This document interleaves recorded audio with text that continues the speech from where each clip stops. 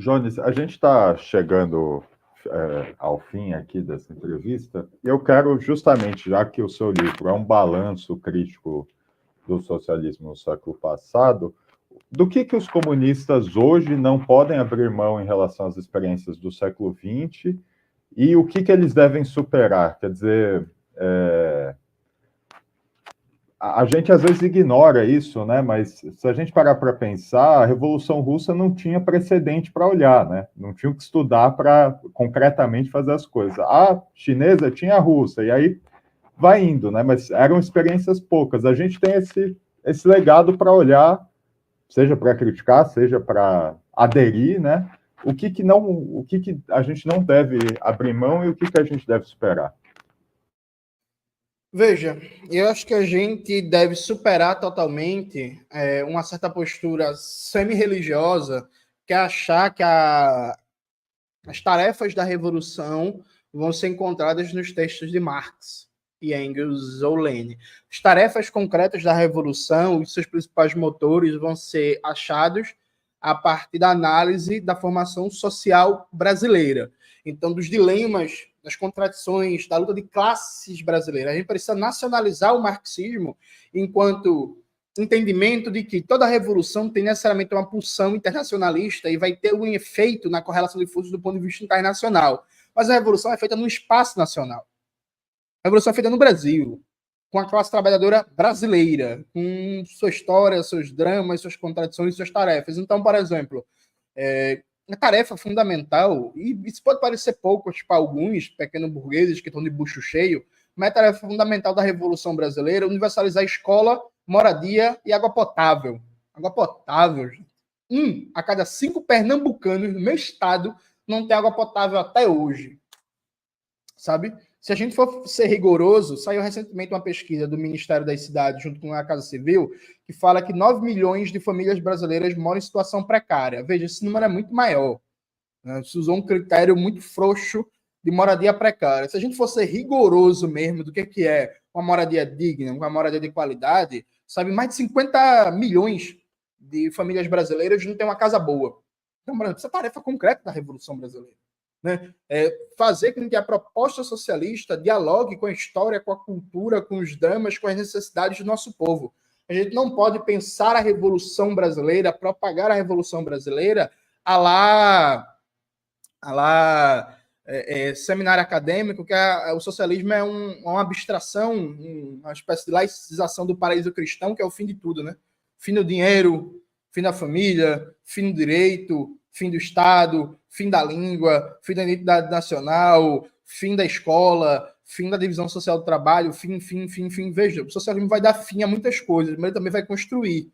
Né? E o próprio processo de fim de formas sociais capitalistas passa por elementos afirmativos. Por exemplo, é fundamental, se a gente quiser pensar concretamente o fim da família, que a gente desenvolva um aparato produtivo que dê condições de todos os brasileiros trabalharem por, no máximo, 6 horas semanais, no máximo, e desenvolver um aparato escolar e cultural de socialização da cultura ao máximo para caminhar em superação de formas de moral e formas de relacionamento familiar que estão arraigadas nesses séculos de capitalismo. Né? Então, até os elementos finalísticos passam por um elemento de construção antes, que não é novidade, está em Lenin. Eu acho que a primeira coisa, a gente precisa dar concretude ao que é uma proposta de revolução brasileira.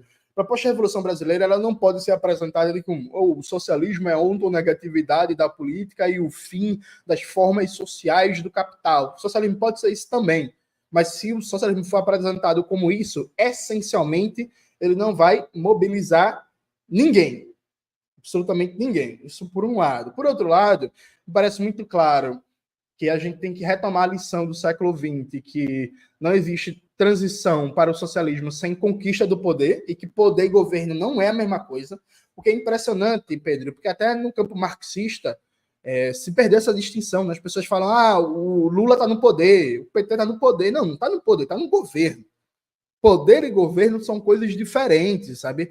É preciso lembrar esse básico.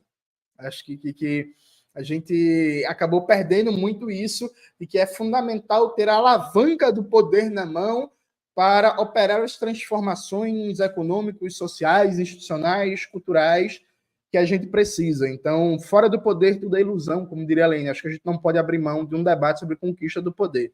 O terceiro aspecto fundamental, me parece, é a gente voltar a debater e a falar de planificação econômica, né? Eu acho que a esquerda marxista, tem até um professor da USP, certa vez num seminário, ele falou que não dava para pensar em planificação econômica porque não tem sinal de preço. Então ele repetiu o argumento do Mises, né? Para ser contra a planificação, sabe? E é marxista, do precariado, gosta do precariado, pesquisa o precariado. Ele adora o precariado, mesmo quando tem greve na USP, aí ele é contra o precariado.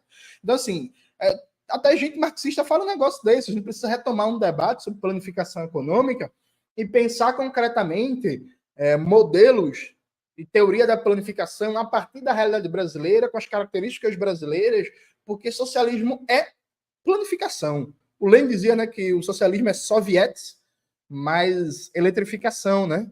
E aí vamos parafrasear isso. Socialismo é poder popular e planificação. Então, se a gente não retoma os debates sobre planificação econômica e é incorporando, fazendo um balanço sério do que foi a experiência soviética, do que é a experiência chinesa hoje, das reflexões, alguém citou aí no chat, o professor Paul Cookshott, das reflexões mais recentes sobre planificação econômica, os aportes que a gente tem da internet, da Big Data, da inteligência artificial, de modelos de programação linear e etc., para pensar a planificação econômica, a gente nunca vai sair de um debate que está no máximo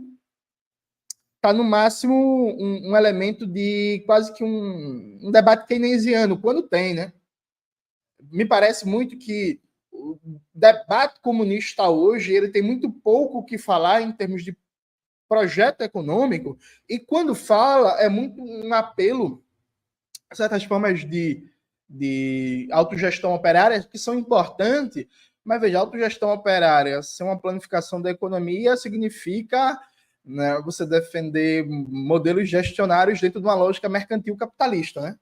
E para superar a dependência, o subdesenvolvimento, criar riqueza material em abundância, aumentar a produtividade do trabalho, criar um sistema nacional de inovação, integrar verdadeiramente o país, combater as desigualdades regionais, a gente precisa de um sistema de planificação nacional. Acho que é uma tarefa central nossa, a gente criar uma geração que se debruce nessa temática.